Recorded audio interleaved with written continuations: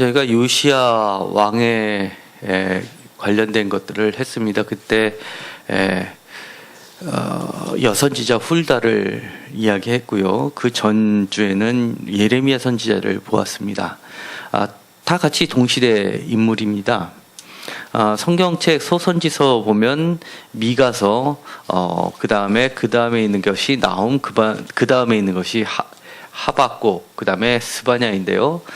특별히 나훔부터 해서 나훔, 하박국, 스바냐는 동시대로 보고 있습니다. 물론 이제 스바냐 같은 경우는 명확하게 요시야 시대라고 하는데 나머지 선지자들은 정확하게 표기를 안 해놔서 좀 논란의 여지는 있습니다. 좀 일찍 잡는 것은 요시야 전으로도 보고 후로도 보는데 대체적으로 동시대로 보고 있습니다.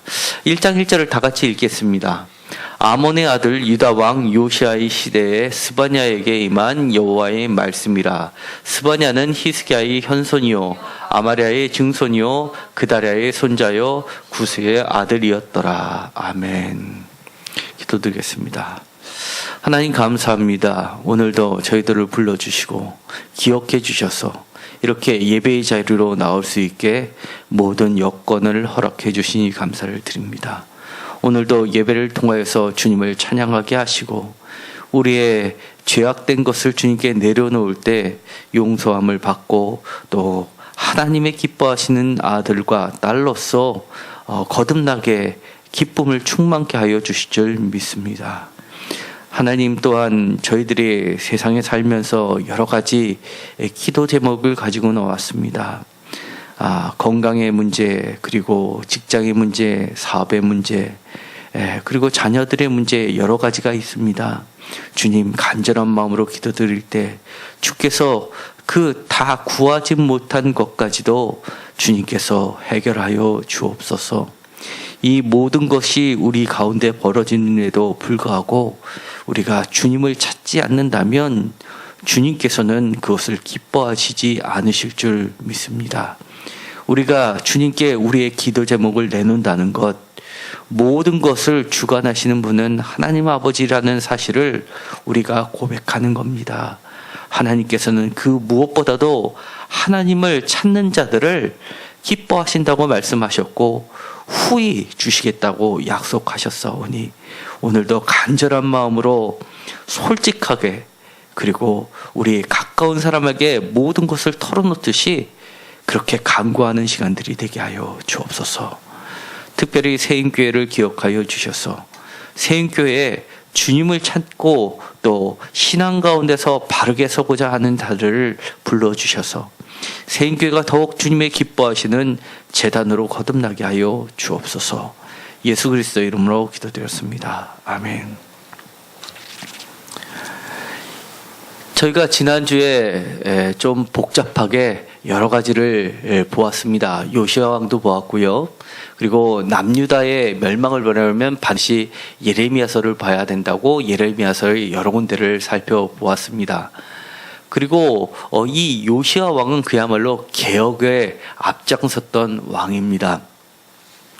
그때 우리가 살펴보았던 것처럼 여선지자 훌다도 있었습니다. 그녀가 살고 있었던 지역은 둘째 구역이라는 곳이었습니다. 이 둘째 구역은 사실은 솔로몬 시대에는 존재하지 않았던 곳이었는데 북이스라엘이 멸망하면서 대거 야훼 신앙을 견지했던 사람들이 아마 여선지 훌다와 함께 내려왔던 것으로 보여지게 됩니다. 그래서 이 둘째 구역에 상당히 높은 고위층들이 살고 있었던 지역에 자리를 잡을 정도로, 그리고 요시야 왕이 개혁을 할 때도 그 주변에 있었던 사반과 그의 아들들, 그리고 또 대제사장들과 함께 훌다를 아주 존경했었던 것으로도 우리가 살펴보았습니다. 이때 동시대 인물이 바로 스바냐라는 선지자입니다. 사실 성경에서 한 사람의 인물의 이름이 나오면 동명이인들이 매우 많습니다. 그리고 이 기록물이 그 당대에 쓰여졌다기보다는 훨씬 이후에 누군가에 의해서 옛날 자료를 찾아서 다시금 편집을 하다 보니까 그것이 정확하게 일치하지 않는 경우가 대거 등장하게 됩니다. 그래서 모든 것을 재구성하기는 쉽지 않습니다.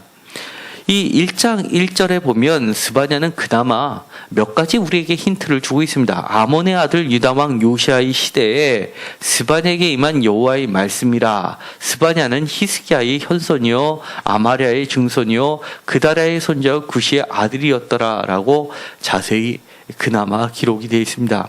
시대도 요시아 시대라고 이야기합니다.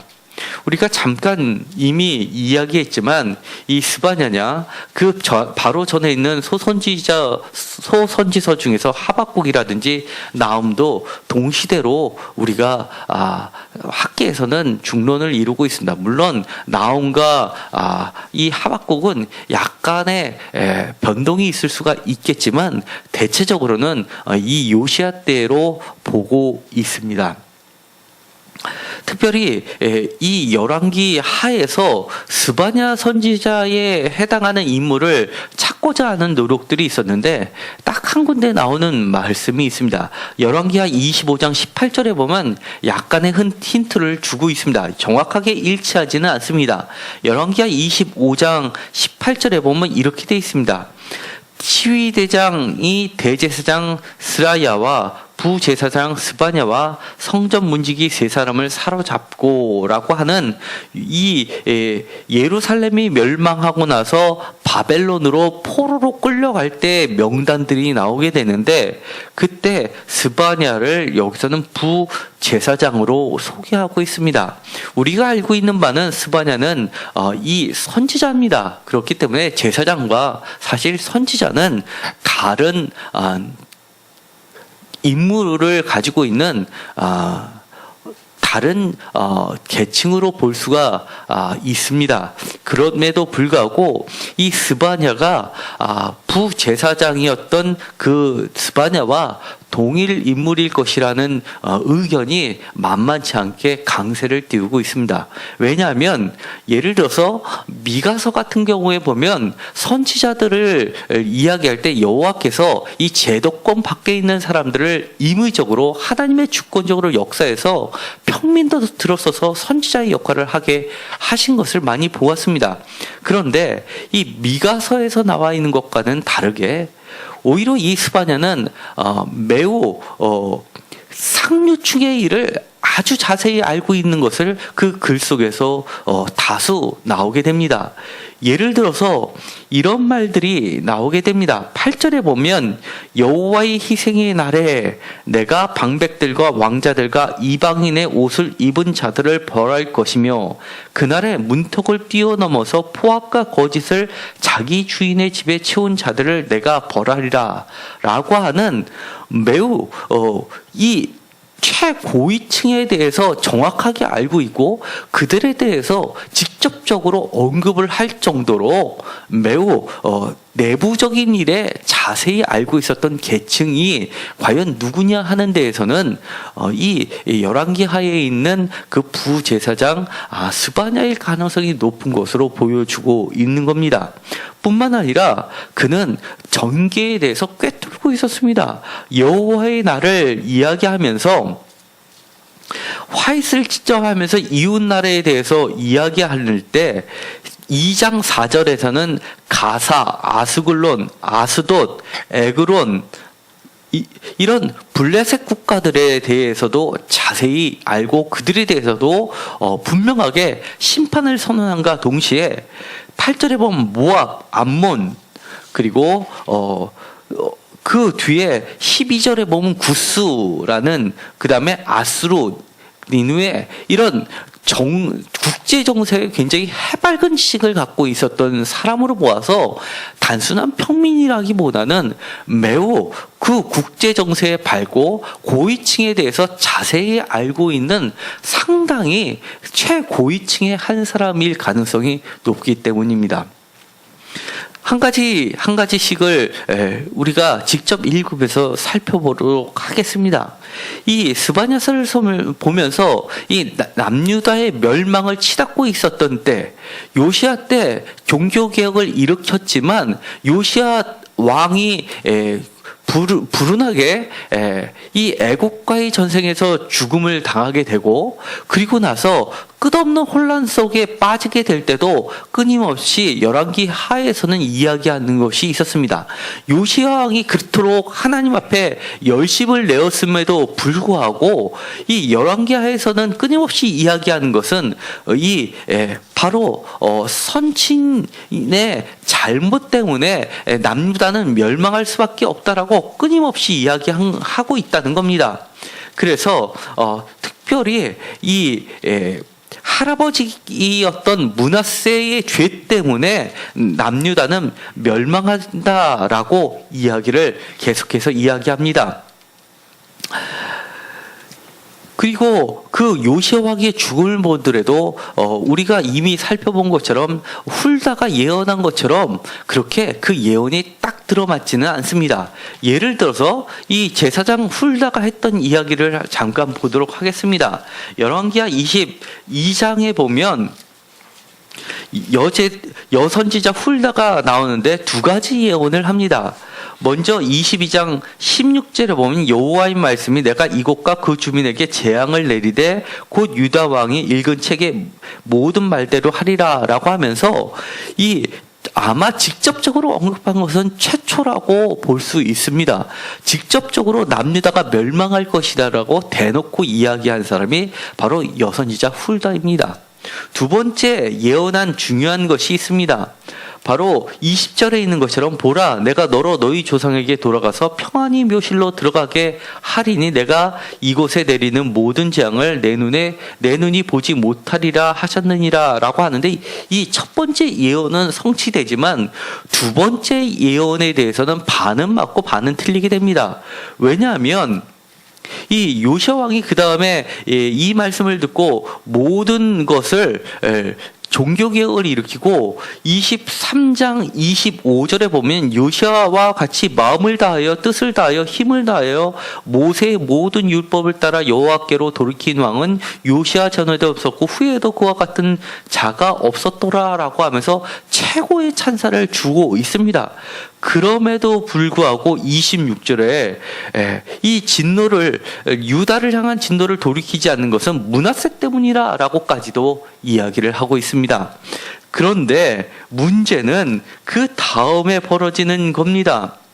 이 28절부터 요시야의 죽음에 대해서 언급을 하고 있는데, 특별히 29절에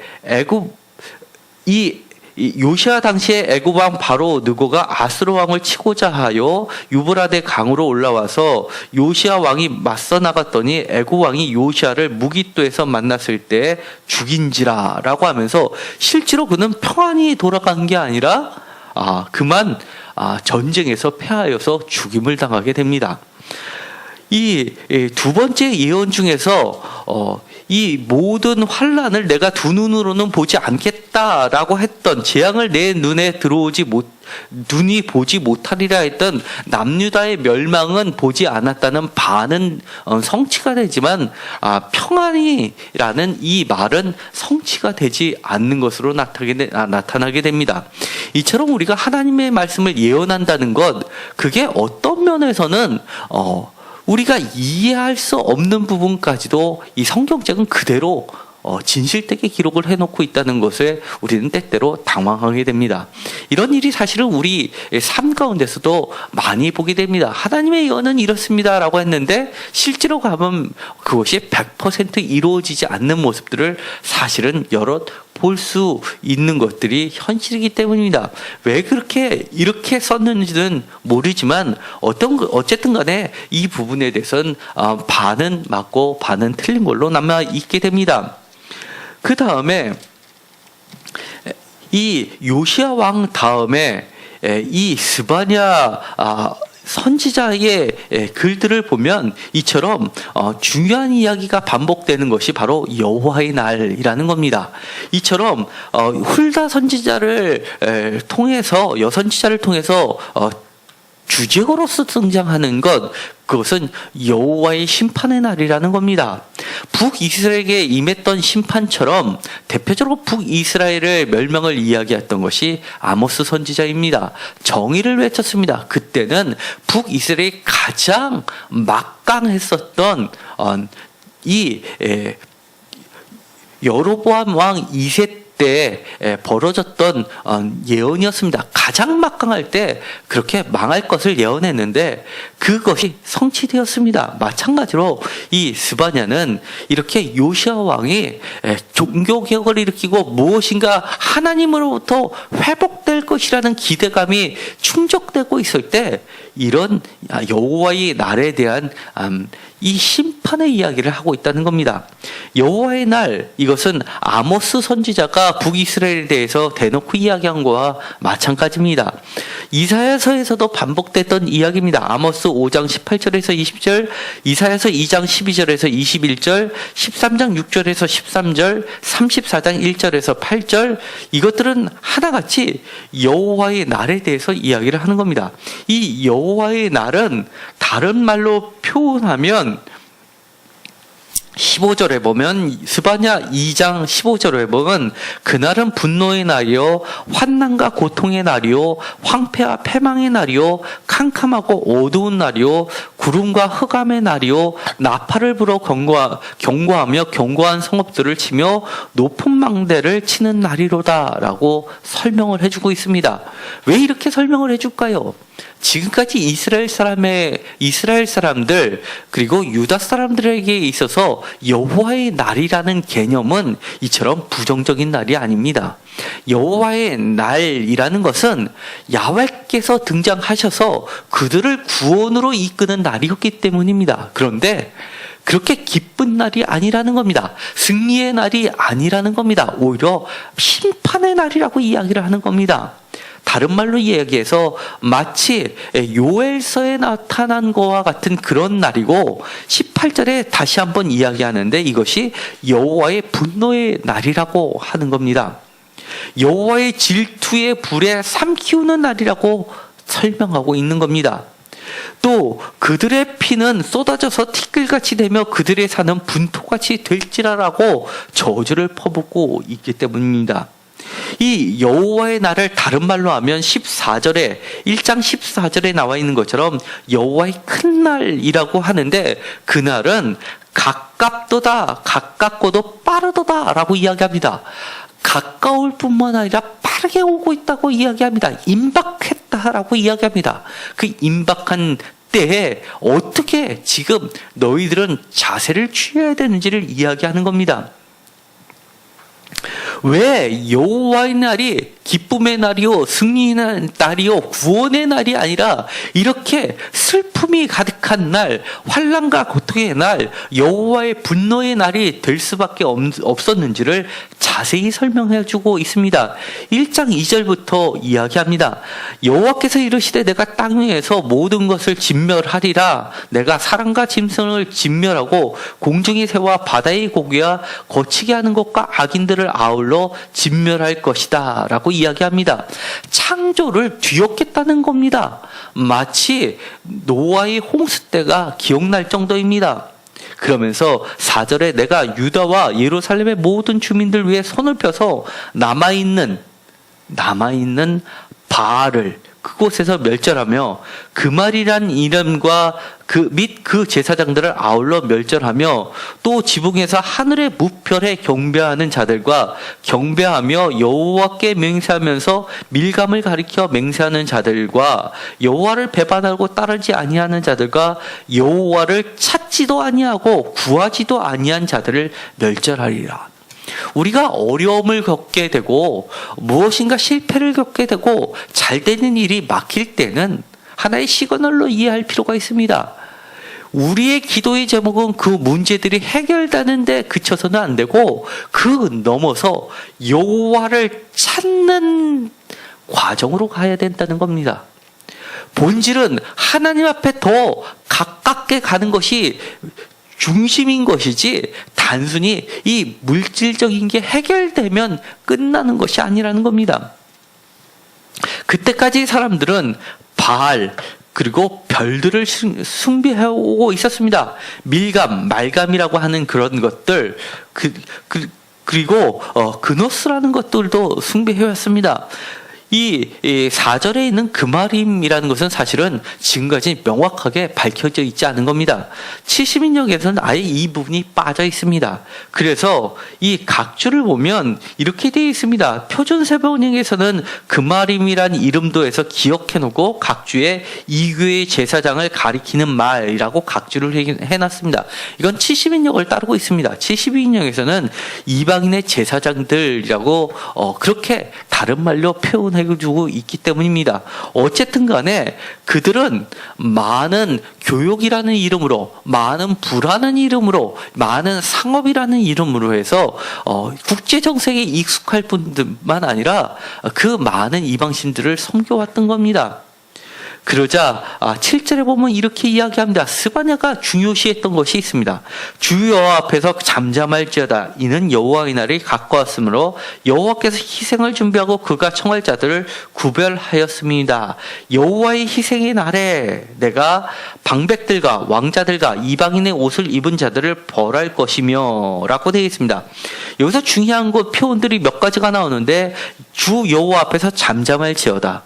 여호와의 날 그리고 희생을 준비하고 구별한 청할 자들을 구별하는 것 그리고 여호와의 희생의 날이라는 표현으로 다시 바꿔서 이야기합니다.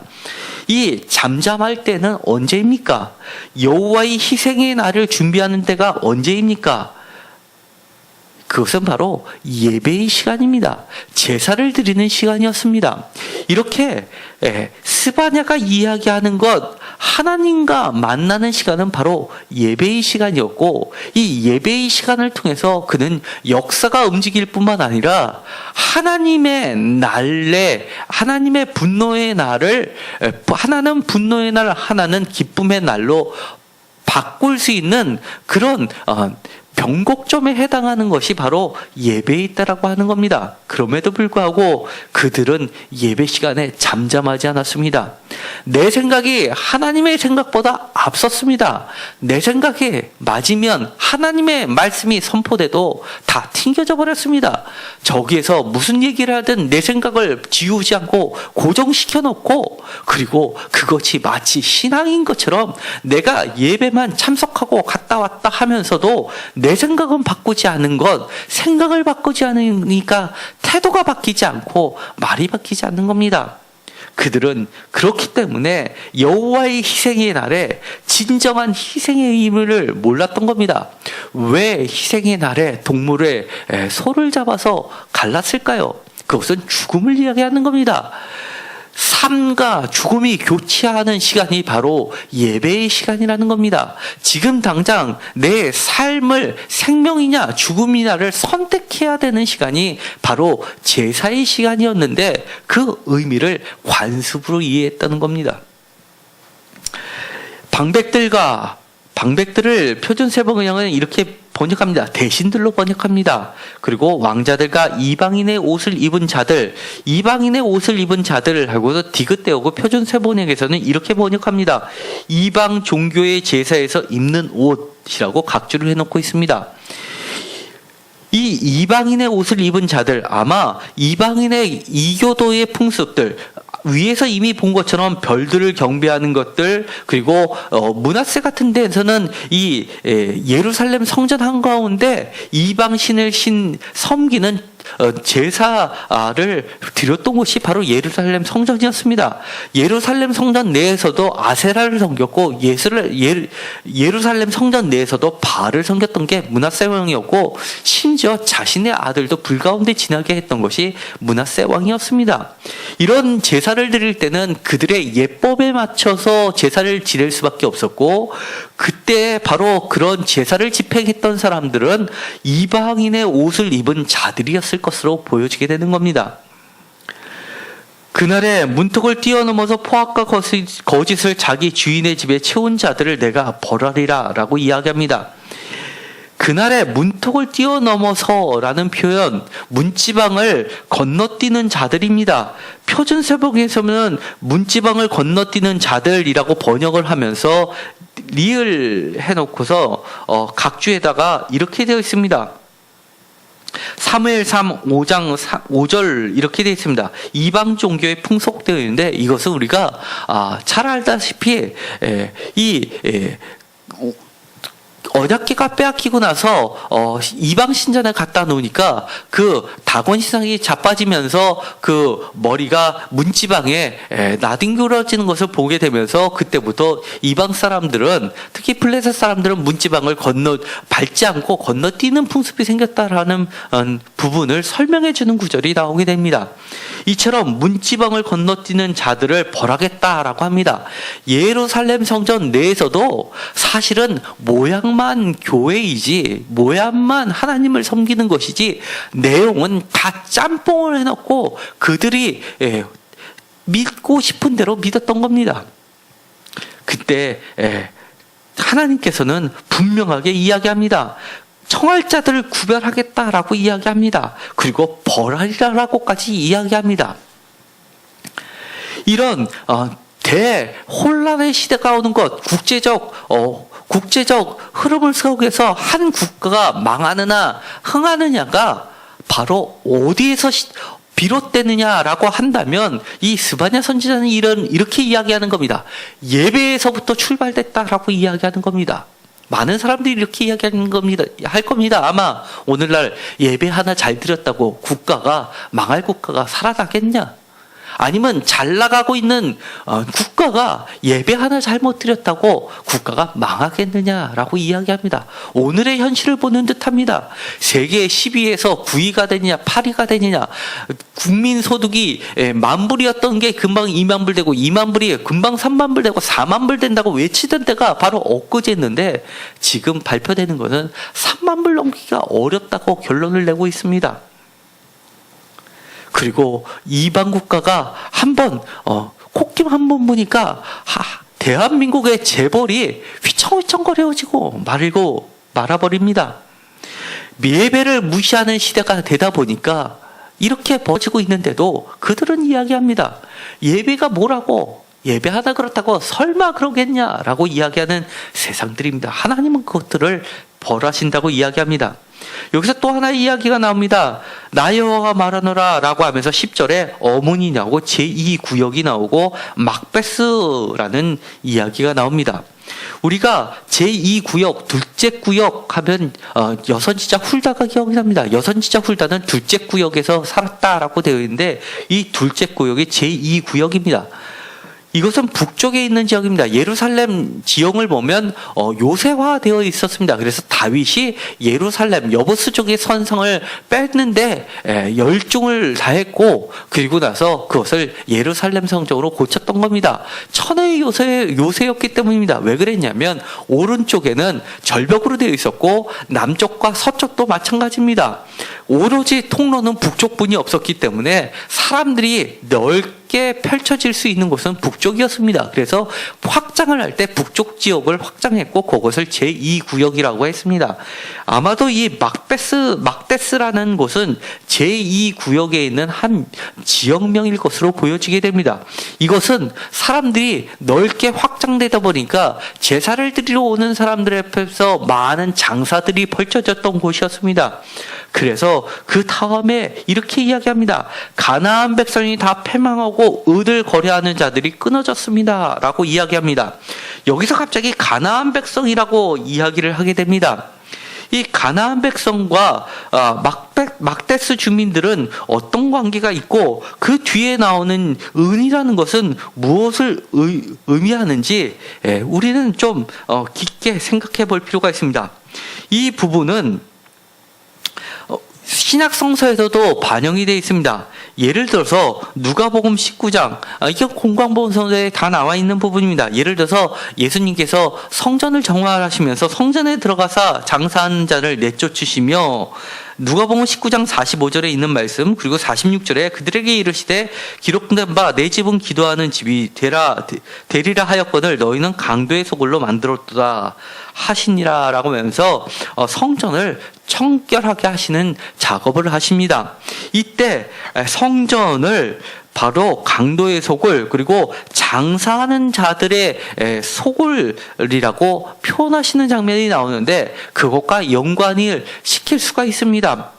특별히 이 말씀은 이 가나안 사람들과 관련이 됐다는 겁니다. 이 가나안 사람들, 특별히 가나안의 대표적 주자는 팔레스타인 지역에 있는 블레셋 사람들입니다.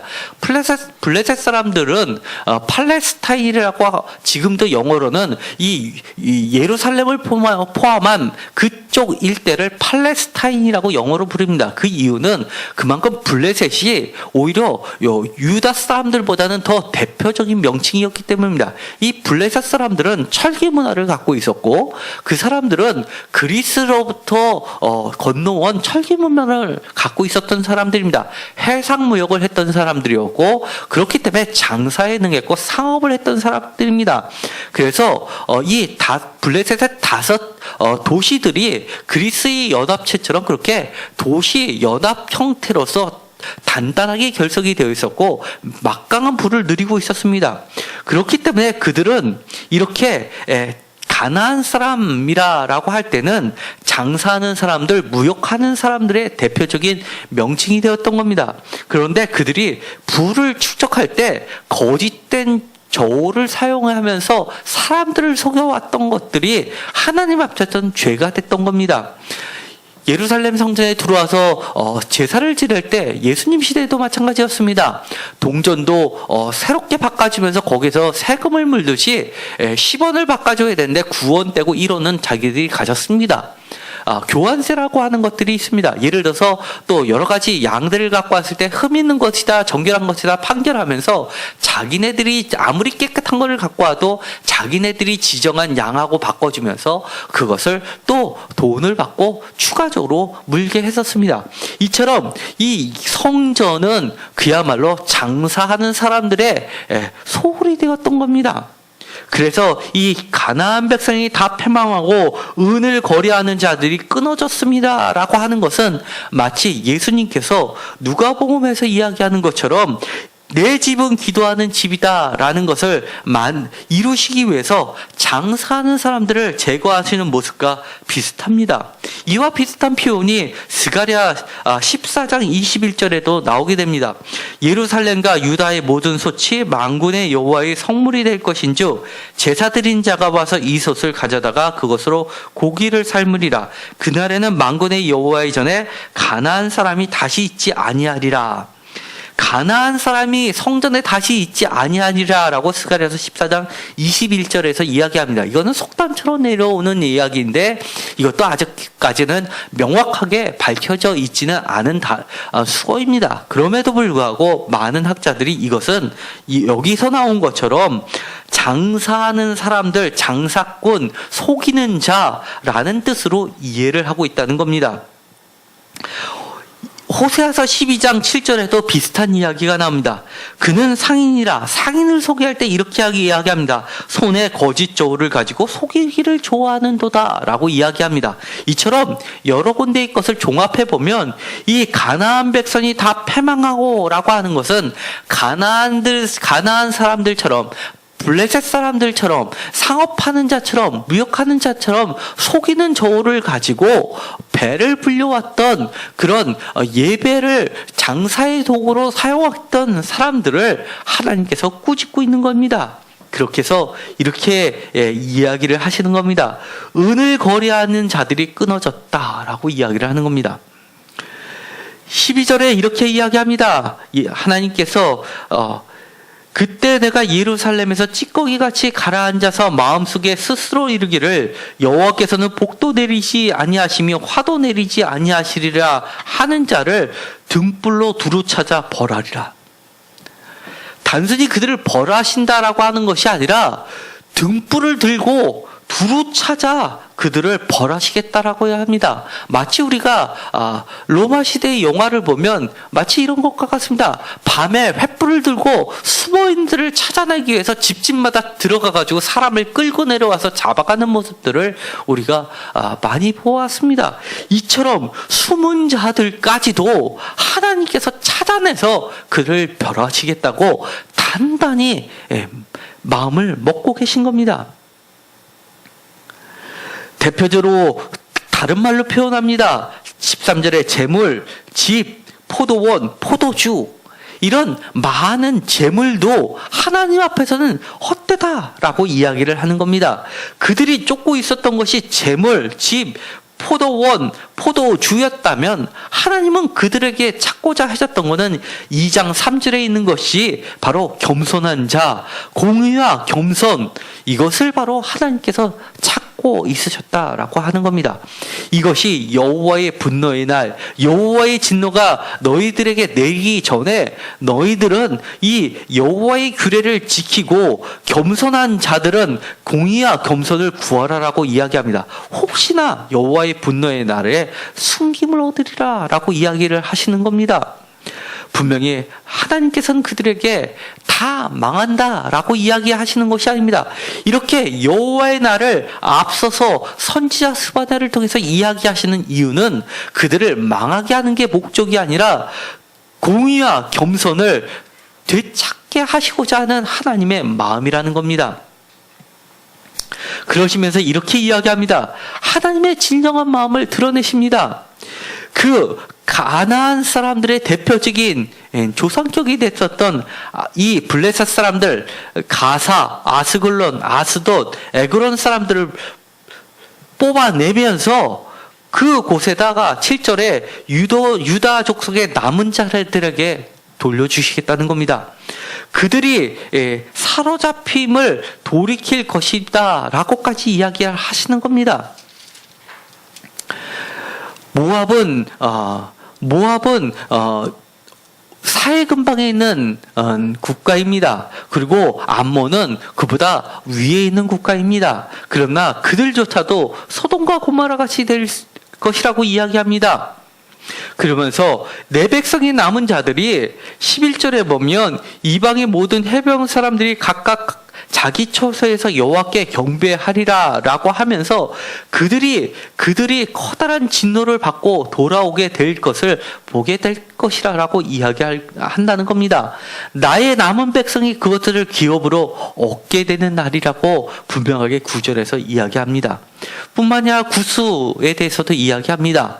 구스는 에티오피아입니다. 이때는 사실은 애굽은 소개되고 있지 않은 이유가 있습니다. 이때는 요시야 왕을 지내서 바로 느고가 애굽의 왕 바로 느고가 요시야 왕을 죽이기 바로 직전이 25왕조입니다. 이집트의 25왕조는 바로 에티오피아 사람들이 구스 사람들이 이집트를 점령해서 세운 왕조가 25왕조입니다. 그리고 나서 25왕조를 무너뜨리고 그 이집트 원래 사람이 다시 왕권을 찾은 것이 26왕조인데 그것이 바로 누고 있는 겁니다.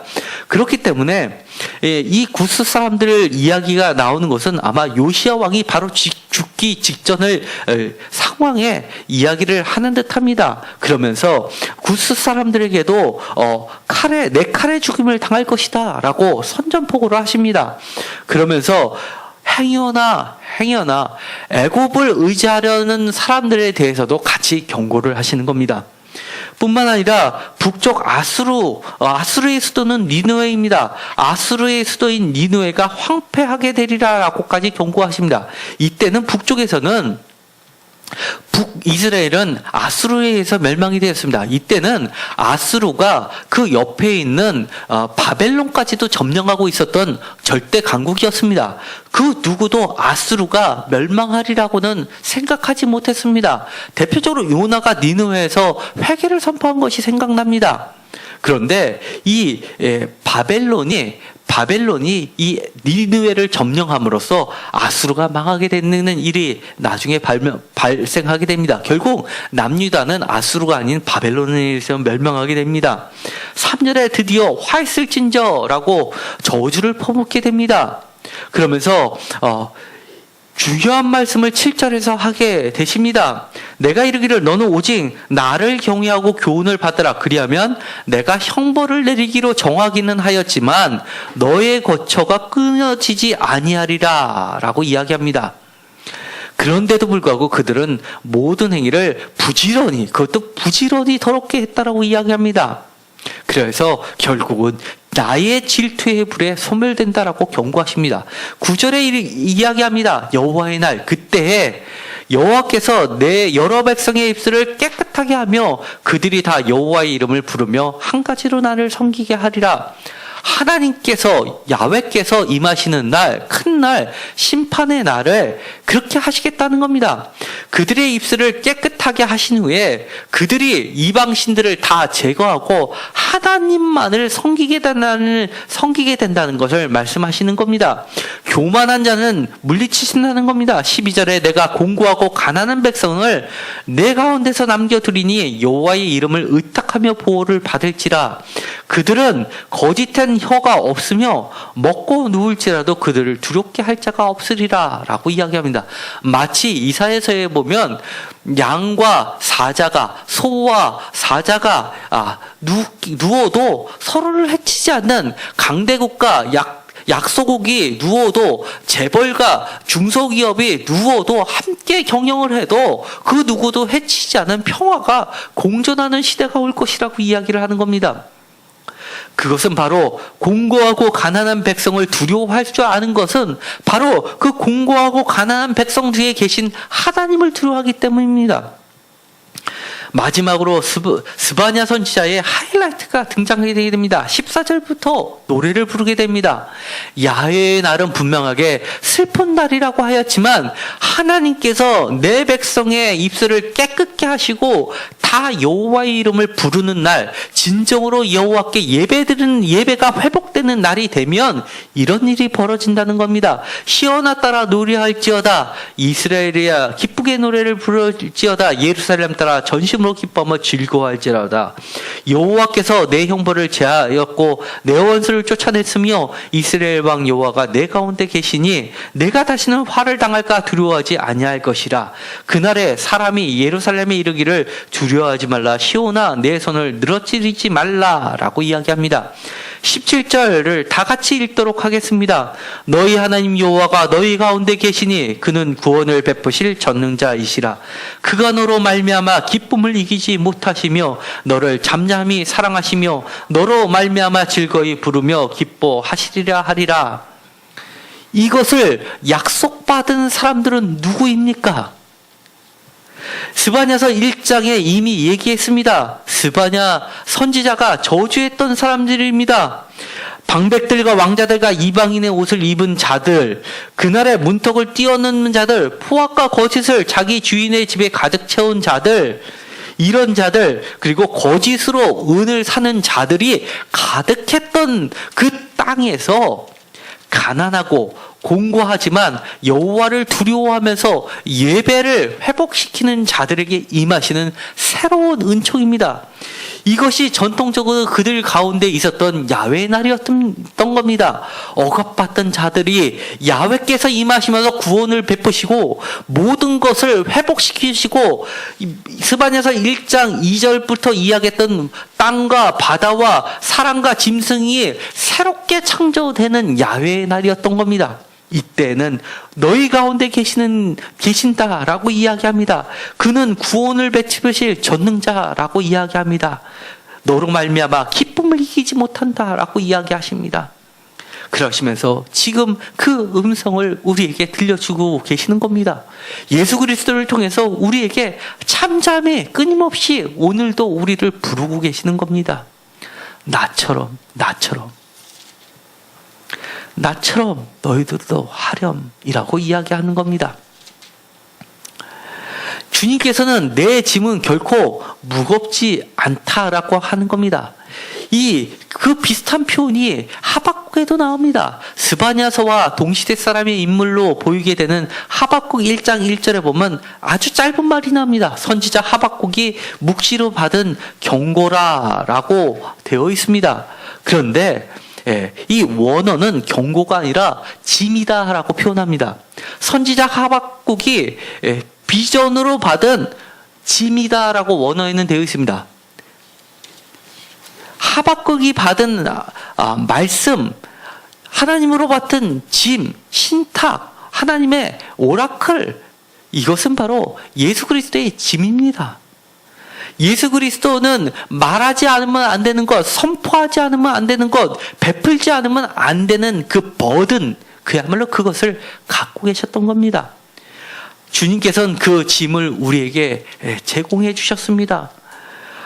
여호와가 우리 가운데 계시는 짐, 구원을 베푸시는 젖는 자의 짐, 우리로 말미암아서 기쁨을 이기지 못하시고 우리를 잠잠히 사랑하시며 우리로 말미암아 즐거이 부르며 기뻐하시는, 어쩔 수 없이 주체할 수 없이 팔 수밖에 없는, 나만 갖고 있으면 안 되는 그런 짐이 예수 그리스도의 짐이었던 겁니다. 내가 절기로 말미암아 금신하는 자들을 모으리니 그들이 내게 속한 자라, 내게 속한 자라. 그들에게 지어진 짐이 치욕이 되었느니라. 그때 내가 너를 괴롭게 하는 자를 다 벌하고 저는 자를 구원하며 쫓겨는 자를 모으며 온 세상에 수욕을 받은 자에게 칭찬과 명성을 얻게 하리라. 그야말로 주님께서는 우리에게 오셔가지고 저는 자를 다시 걷게 하셨습니다. 쫓겨난 자를 다시 불러서 중심에 세우셨습니다. 그리고 나서 칭찬과 명성을 얻게 하셨습니다. 11절에 마지막 절에 20절에 이렇게 이야기합니다. 너희의 사로잡힌 자를 돌이킬 때, 분명하게 이제는 이야기합니다. 심판이지만 동시에 여호와를 찾는 자들에게는 이처럼 사로잡힘이 돌이켜지는 때인 겁니다. 그때는 분명하게 우리에게 명성과 칭찬을 얻게 해주시겠다는 구원과 승리의 약속이기도 한 겁니다. 이 가장 암울했던 때, 암울하지만 여호와를 찾기 위해서 열심히 했던 요시야 왕 때, 그럼에도 불구하고 그가 정말 요절해서 죽음으로 끝나는 또 다른 절망이 기다리는 이때, 스바냐 선지자는 심판과 동시에 여호와를 찾는 자에게 하나님의 약속을, 구원의 약속을 우리에게 선사해 주었습니다. 우리에게도 명성과 칭찬을 다시 얻게 해주시겠다는 약속입니다. 무엇을 통해서일까요? 분명하게 이야기했습니다. 이 첫째, 예배를 통해서. 둘째, 스바냐서에서 이야기하는 것처럼 여호와의 이름을 의탁하며 그 다음에 겸손한 자라고 이야기하는 겁니다. 공의와 겸손을 구하는 자들이 바로 2장 3절에서 이야기하는 겁니다. 오늘 우리에게도 이런 자들이 보되기를 소망합니다. 지금 대한민국의 사태가 너무나 어렵다고들 이야기합니다. 희망이 없다고들 이야기합니다. 그러나 스바냐 선지자가 노래하듯이 우리에게는 아직 희망이 있습니다. 노래가 있습니다. 찬송이 있습니다. 예배가 있습니다. 하나님 앞에 하나님을 찾으시면서 예배가 회복되고 이처럼 겸손과 공의와 그리고 깨끗한 입술이 회복되기를 간절히 소망합니다. 기도하고 마치기로 하겠습니다. 하나님 감사합니다. 모두가 절망을 이야기합니다. 그때 하나님께서는 우리에게 구원의 약속을 베풀어 주셨습니다. 스바냐 선지자를 통해서 우리를 잠잠히 부르시겠다, 기뻐해서 어쩔 줄 모르겠다, 내가 너희 가운데 계시겠다라고 이야기해 주셨습니다. 그리고 칭찬과 명성을 다시금 얻게 해 주시겠다, 돌아오게 하겠다, 사로잡힘에서 건져 주시겠다라고 이야기합니다. 반면에 하나님을 찾지도 않고 두려워하지도 않고 하나님한테 뭐가 화가 있고 무엇이 복이 있느냐라고 우습게 여기는 자들에게는 분명하게 심판을 두려운 날이라고 이야기를 하고 계십니다. 우리가 지금 예배 시간에 무엇을 선택해야 되는지를 결정할 수 있게 하여 주옵소서. 예수 그리스도의 이름으로 기도드렸습니다. 아멘.